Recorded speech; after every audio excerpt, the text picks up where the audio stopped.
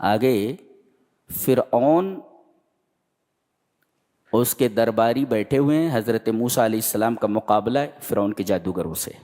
حضرت موسیٰ کہہ لے پہلے تم ڈال رہے ہو کہ ہم ڈالیں؟ انہوں نے پہلے اپنی رسیاں وغیرہ ڈالی، لکڑیاں وغیرہ ڈالی، وہ سانپ بن کر کے ان کی طرف بڑھنے لگی۔ حضرت موسیٰ علیہ السلام ڈر گئے، اللہ نے فرمایا لاٹھی ڈال اپنی جو تیرے ہاتھ میں ہے۔ انہوں نے لاٹھی ڈالی، وہ اژدہا بن گئی اور اس کے بعد ان کے سارے تام جھام کو کھا گئی۔ جادوگروں نے سمجھ لیا کہ ہم لوگوں نے جو ڈالا تھا وہ فیک ہے، وہ سب وہ صرف آنکھوں کو نظر آ رہا ہے، آنکھیں میسمرائزڈ ہیں، لیکن موسیٰ نے جو ڈالا ہے حقیقت میں اژدہا ہے۔ ہماری لکڑیاں اور ہماری رسیاں سانپ دکھائی دے رہی ہیں، سانپ ہے ہی نہیں، لیکن یہ جو لاٹھی ڈالی گئی حقیقت میں سانپ ہے، یہ اللہ حقیقت میں سانپ ہے۔ اور فَأُلْقِيَ السَّحَرَةُ ساجدین، پہلے سجدے میں گرے پھر ایمان لائے، اللہ اکبر۔ فَأُلْقِيَ السَّحَرَةُ ساجدین قَالُوا آمَنَّا بِرَبِّ الْعَالَمِينَ، رب موسیٰ و ہارون۔ انہوں نے سجدے میں گر کر کے سب سے پہلے کہا کہ ہم رب العالمین پر ایمان لائے، پھر کیوں کہا رب موسیٰ و ہارون، موسیٰ اور ہارون کے رب پر؟ ارے وہ تو کہتا تھا نا میں رب ہوں، انا ربکم الاعلی، کون کہتا تھا؟ فرعون۔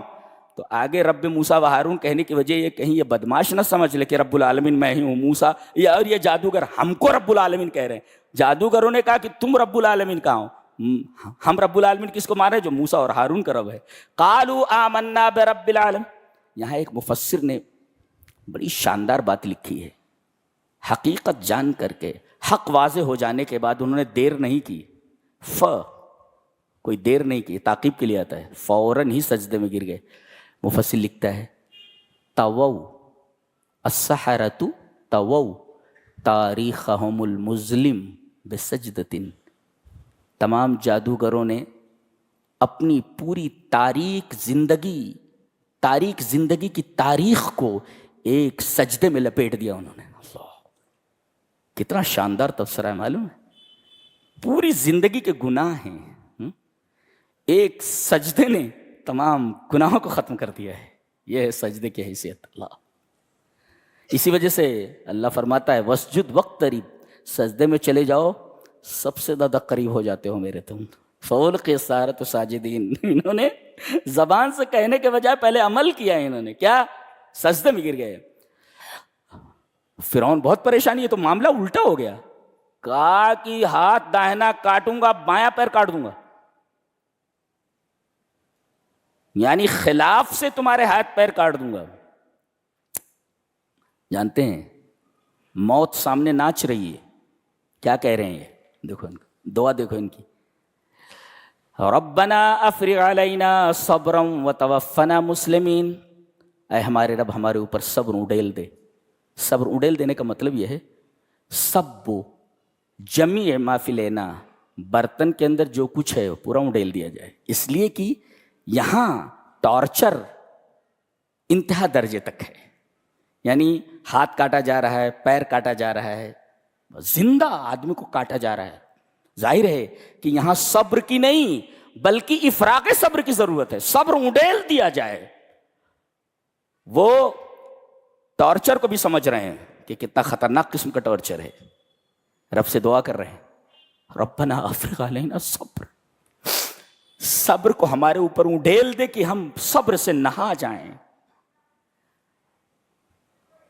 اور یہ ظاہر کر رہے ہیں ہمیں دنیا سے کوئی دلچسپی نہیں، دنیا سے کوئی دلچسپی نہیں، اور تمہاری اس دھمکیوں کی ہم کوئی پرواہ نہیں کرتے۔ I don't care, we don't care، تمہاری دھمکیوں سے ہم نہیں ڈرتے، اور ہمیں دنیا سے کوئی دلچسپی نہیں ہے، دنیا سے کوئی دلچسپی نہیں، اور تمہاری دھمکیوں سے ہم بالکل ڈرنے والے نہیں ہیں۔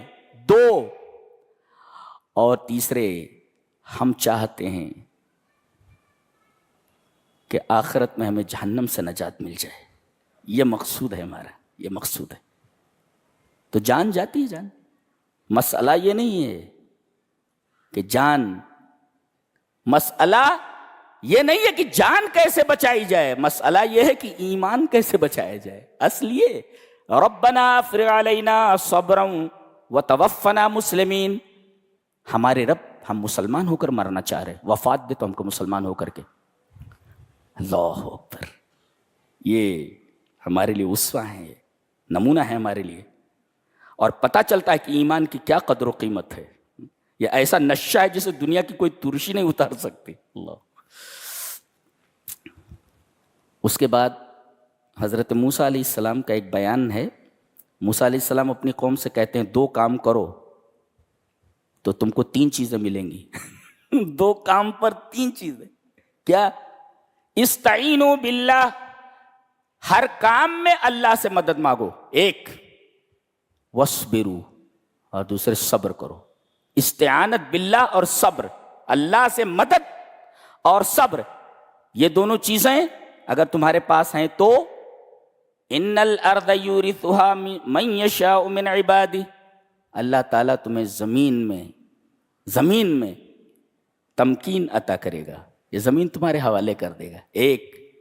اور آخرت میں والعاقبۃ للمتقین، اور متقین کے لیے ایک تو یہ زمین تمہارے حوالے کر دی جائے گی، استخلاف، اور دوسرے یہ انجام جو ہے یہ متقین کے لیے ہے، دنیا میں بھی اور آخرت میں بھی۔